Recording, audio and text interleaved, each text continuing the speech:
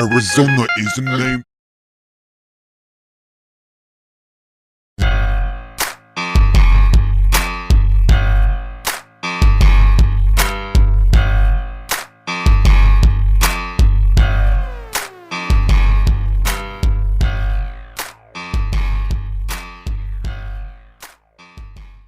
It's believed that in many cases, sociopaths are created rather than born. Many developed antisocial traits as a product of their upbringing, with some then continuing that cycle into adulthood.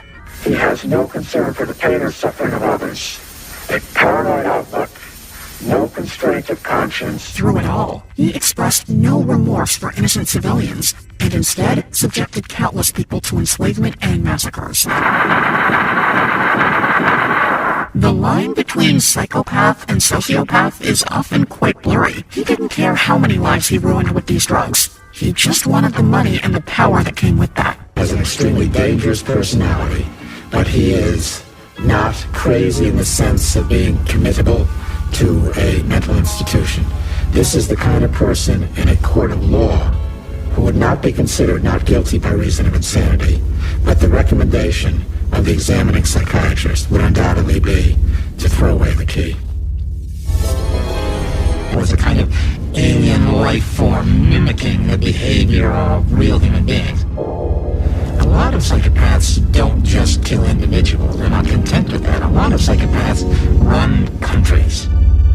I see no fundamental difference between someone like Ted Bundy and someone like Adolf Hitler, who simply used very different techniques for very similar ends. And all that mattered to them was control and domination in one case of a single isolated individual, in another of an entire nation.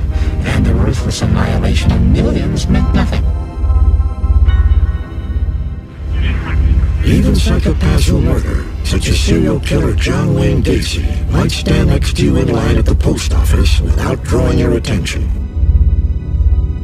John Wayne Gacy's an interesting case in Chicago. A respectable, responsible figure who was a clown at children's parties, and active in the political party of his time, photographed with the president and the president's wife. But all the while this was going on, he was systematically luring into his house and then hideously torturing and killing young men, and then burying them under his home. Ted Bundy also appeared to be a pillar of society. At various times before his arrest and execution, he was a counselor on a rape crisis hotline, a campaign aide to Washington Governor Dan Evans, and in 1972, Ted Bundy was named Mr. Up-and-Coming Republican. Sociopaths tend to be very good actors. They know how to play the script of life, and they know how to capitalize upon the needs and vulnerabilities of others. When we find a woman who is a sociopath, we find an individual who leads a double life, who fools and manipulates family and friends. No one suspects. In fact, she's often the last person you'd suspect at all. What's important to understand is that these people who seem so loving love in a very odd way. The sociopath will love you for what you do for them, not for who you are and what you are. Whenever you become no longer necessary to their lives, they will throw you away. And if it has to be through murder, so be it. My mother had a lot of charisma and charm, and she knew how to use that.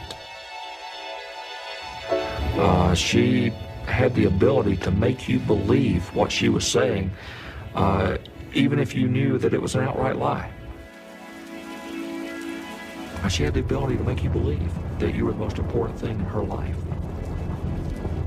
And that could have been the furthest thing from the truth.